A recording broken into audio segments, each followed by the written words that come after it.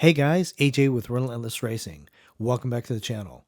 In episode 6, Project Silver sustained a catastrophic failure when the axle broke and it struck the girdle, leaving a ginormous hole and a bent oil pan flange. I wanted to get Project Silver up and running ASAP, so I opted to swap in a low mileage 03 motor. I did not remove the cylinder head, but changed the following. After installing the 1ZZ, I focused my efforts on why the axle broke. I installed an axle without the CV boot and cycled the suspension. Then I monitored how the tripod moved within the cup. I found the tripod goes in the most at full droop and comes out the most at full compression. So what really happened? Why did this thing break? Did it really break? Well, I don't think it broke. What I think happened was, because of the way I had the knuckle and the arm set, the axle came out of the cup. And once it shimmied itself out of the cup, it broke one of the tripod bearings, and then the axle came around and it hit the girdle. But why did it hit the girdle? It's because of the way I had the camber set.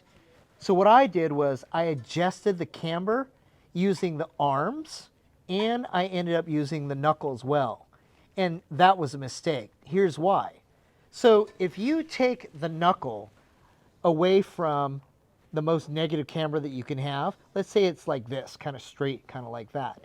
Well, to get the proper camber that you need, you're going to have to push out the bottom like that. So again, it's not at the most negative at the top of the knuckle. I move it out a little bit here, and I move the bottom out to get negative camber that I want. Well, that pulls the axle out, and it puts the wheel further out of the body as well. So you may ask, what's the solution, AJ? What I'm going to do is I'm going to rotate the knuckle to the maximum negative camber I can get. So that's going to take the top of the knuckle and go bang. Well, that's going to be too much knuckle. Someone once said, oh, you want more camber. You know, you can get a ton of camber with this vehicle. So this is too much camber. When you push this thing all the way negative camber here, it's too much. So you got to bring the bottom back in. And to bring the bottom back in, you need to adjust this arm, and the rear trailing arm, meaning they need to get shorter. So this one I cut down, and this one I put a shorter rod in here. And what's good about that is it tucks this wheel in, and it's a repeatable spot that you could put the wheel back into, because we'll always put this at the most negative camber. But the most important part is if you bring this guy in like this and bring the bottom in, that brings this middle section in, which pushes in the axle, and it pushes the tripod further into the cup, and the chances of it coming out, it'll never come out. That's the great part about it. Lastly, it seems kind of trivial, but I'm going to mention it anyway.